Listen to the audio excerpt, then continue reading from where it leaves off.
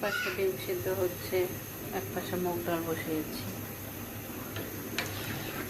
মুগ ডালটা সিদ্ধ করে বেটে তারপরে দিয়েছি। এখন এখানে আদা রসুন বাটা দিয়ে দিয়েছি।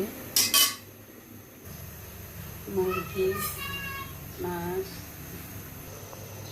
মুরগির জন্য সব প্রস্তুত করলাম।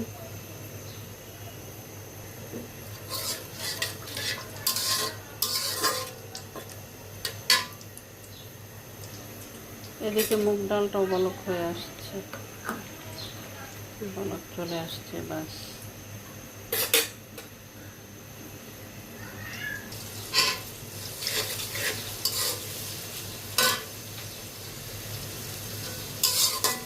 আমার হাজবেন্ডের ফ্রেন্ডের বাসায় দিব খাবার, এই জন্য রান্না করতেছি।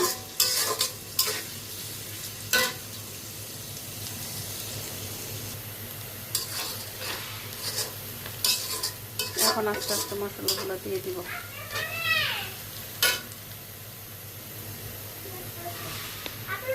ডাল বলক হইতেছে।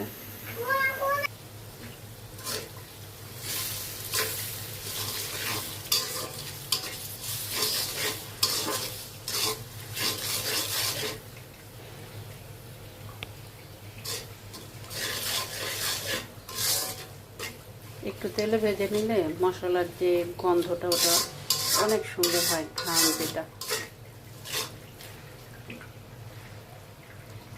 একটু ভাজা হোক, তারপর আমি পানি দিয়ে করতে হবে। পানি দিয়েছি।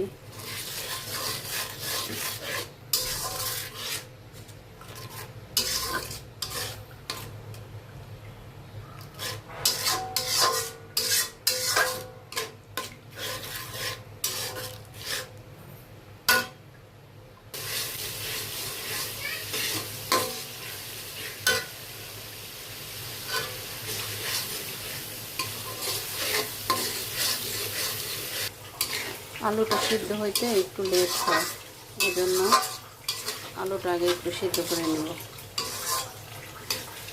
আলুটা একটু কষায় নিয়ে তারপরে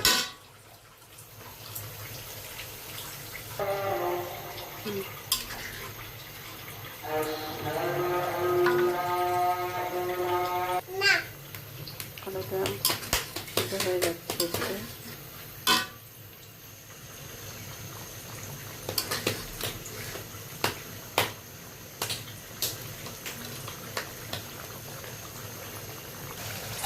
আলুটা কষানো অনেকটা হয়ে গেছে, এখন মুরগিটা দিয়ে দিচ্ছি। বিসমিল্লাহ।